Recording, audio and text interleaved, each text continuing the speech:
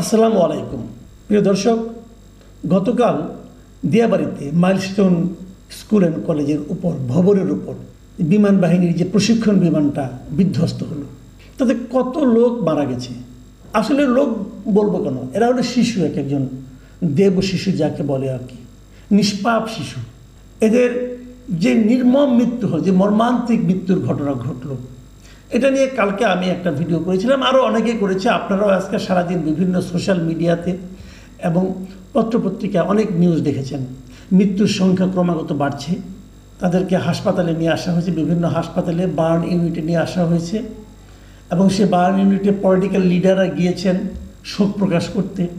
তো ভাই কি বলবো, মানে মানুষ মারা যাচ্ছে, শিশুরা মারা যাচ্ছে, সেটা নিয়েও রাজনৈতিক ফয়দা লোটার চেষ্টা হচ্ছে। অনেকেই গেছেন, এখানে ভিড় জমিয়েছেন। ডাক্তাররা বলছেন আপনারা ভিড় জমাবেন না। এই ভিড়টা হলো এই বাচ্চাদেরকে সুস্থ করার ক্ষেত্রে সবচেয়ে বড় প্রতিবন্ধকতা। কিন্তু তবু ভিড় কিন্তু কমেনি, অপ্রয়োজনীয় ভিড়, লোক দেখানো ভিড়। উপদেষ্টারা গেছেন, অনেক উপদেষ্টারা গেছেন, 5-6জন উপদেষ্টা গেছেন, কিন্তু স্বাস্থ্য উপদেষ্টা যার যাওয়ার সবচেয়ে প্রয়োজন তাকেই দেখলাম না। হ্যাঁ, উপদেষ্টার সহকারী যিনি আছেন অধ্যাপক সাইদুর রহমান সাহেব, ওনাকে দেখেছি, কিন্তু স্বাস্থ্য উপদেষ্টাকে আমি দেখিনি। তো এই যে সরকারের যে তৎপরতা, তারা অনেক কিছু করতে চাচ্ছে, কিন্তু এই ঘটনার জন্য দায়ী কি? দেখুন ঘটনা কি, ঘটনা হলো বিমান বাহিনীর একটা প্রশিক্ষণ বিমান ধসে পড়েছে, বিধ্বস্ত হয়েছে। কোথায় পড়েছে? শিক্ষাঙ্গনে, একটা স্কুলে। তাহলে এখানে আর তাদের দরকার কি? চিকিৎসা। তো মূলত 3টা মিনিস্ট্রি আমি ধরি, একটা হলো প্রতিরক্ষা মিনিস্ট্রি অথবা বিমান বাহিনী, আরেকটা হলো শিক্ষা মন্ত্রণালয় যেহেতু শিক্ষাঙ্গনে, আরেকটা হলো এদেরকে চিকিৎসা করতে হবে, সেটা হলো স্বাস্থ্য মন্ত্রণালয়। আমি যদি 3টা মন্ত্রণালয়ের কথা বলি, এদের পারফরমেন্স কি? আমার বিবেচনা পারফরমেন্স হলো জিরো, জাস্ট জিরো। আমি উদাহরণ দিয়ে বলছি আপনাকে। আগে শিক্ষা মন্ত্রণালয়ের কথা বলি। শিক্ষা মন্ত্রণালয় এই ঘটনার প্রেক্ষিতে চলমান যে পরীক্ষা চলছিল ছাত্রদের, এই সময় যে এইচএসসি পরীক্ষা চলছিল, যে সময় সেই এইচএসসি পরীক্ষাটা তারা স্থগিত করেছে। কখন স্থগিত করেছে জানেন? মধ্যরাতের পরে। ঘটনা ঘটেছে দুপুরে। শিক্ষা মন্ত্রণালয় সিদ্ধান্ত নিতে পারে নাই পরীক্ষা আদৌ স্থগিত হবে কি হবে না।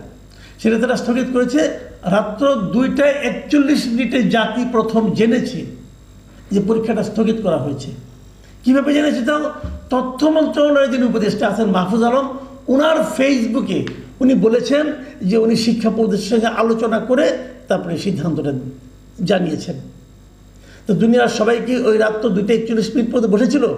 সকালবেলা অনেকে গেছে, সারা দেশে পরীক্ষা, সকালবেলা অনেকে পরীক্ষা দিতে গিয়েছে, যে এনেছে যে পরীক্ষা স্থগিত। এই হলো শিক্ষা মন্ত্রণালয়ের পারফরমেন্স। স্বাস্থ্য মন্ত্রণালয়ের পারফরমেন্সটা প্রথমেই বললাম। স্বাস্থ্যমন্ত্রী কোথায় দেখা যাচ্ছে না, উনি আসেন কি নাই কেউ জানে না।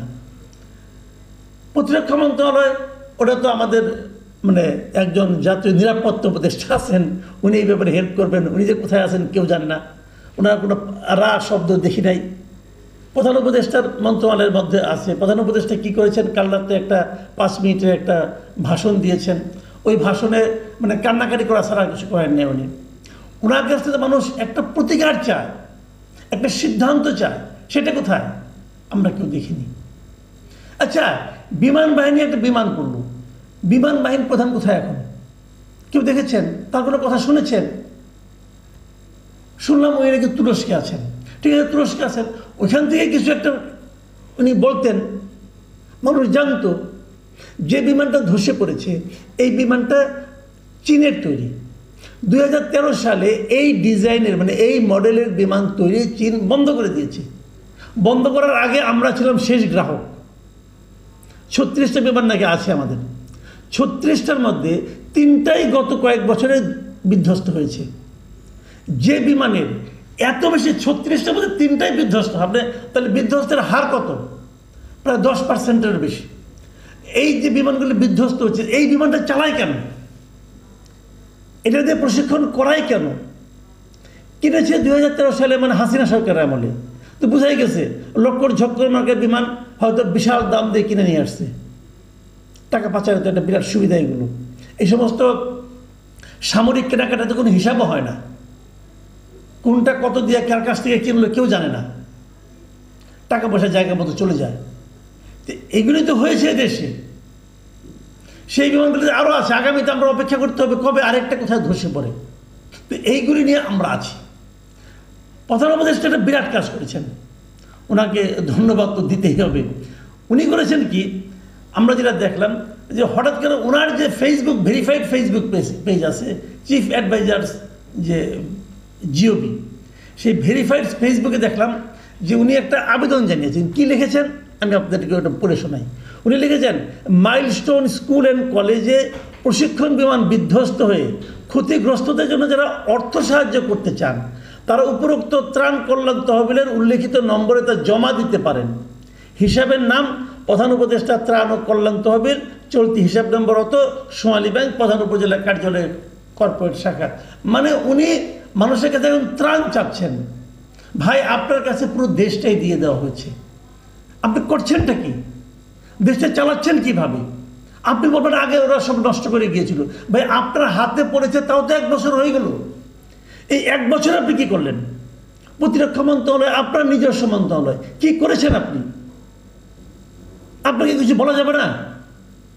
কেন বলা যাবে না? জনগণের অর্থের যে তসরুপটা হয়েছে আপনি বিচার করেন, এটার তদন্ত করেন, দেখেন কেন কি হচ্ছে। কোনো আলোচনা নাই।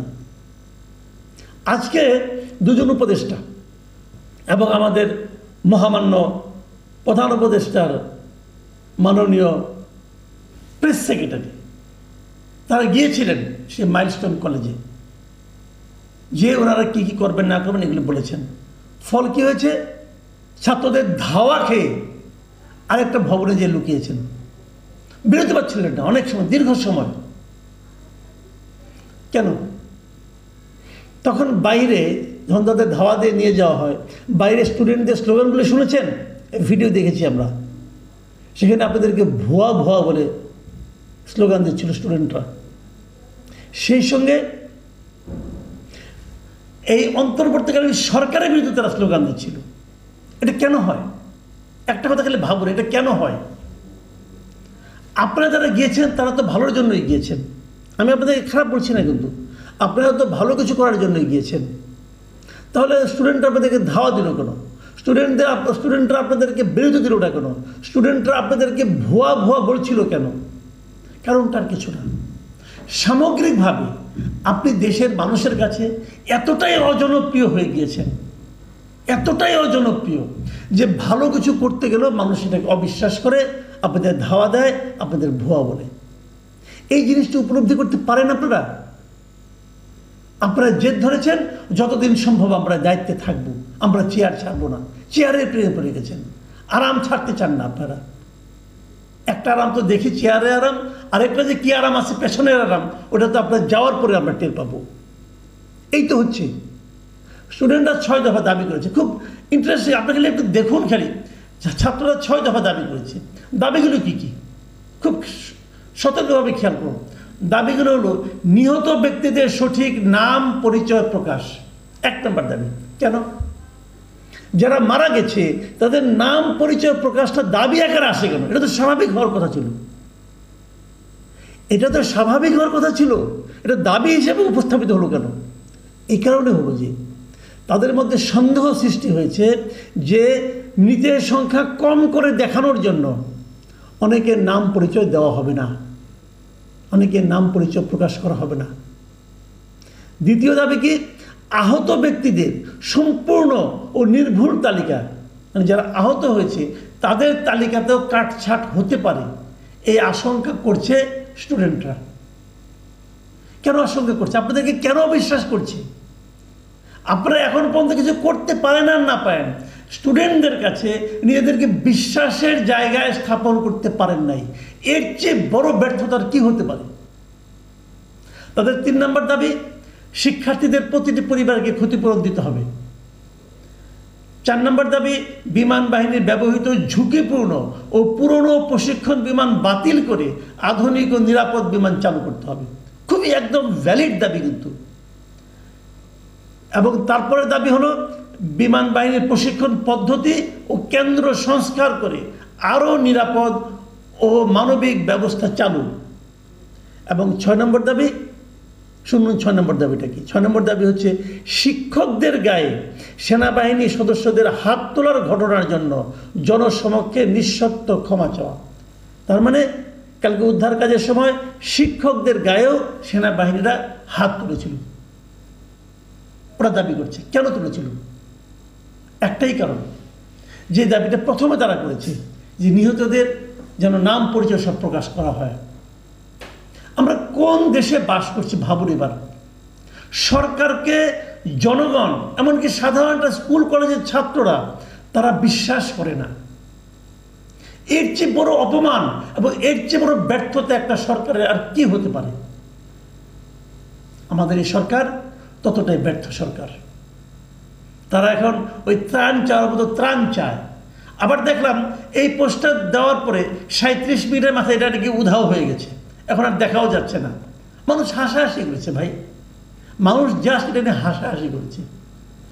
অভিজ্ঞতা না থাকলে, কাণ্ডজ্ঞান না থাকলেই কেবল এগুলি করা সম্ভব। প্রিয় দর্শক, আমি হয়তো সরকারের একটু বেশি সমালোচনা করলাম, কিন্তু বাস্তবিকভাবে এই সমালোচনাগুলি ওনাদের প্রাপ্য ছিল। প্রিয় দর্শক, এখন এই পর্যন্তই। আল্লাহ হাফেজ।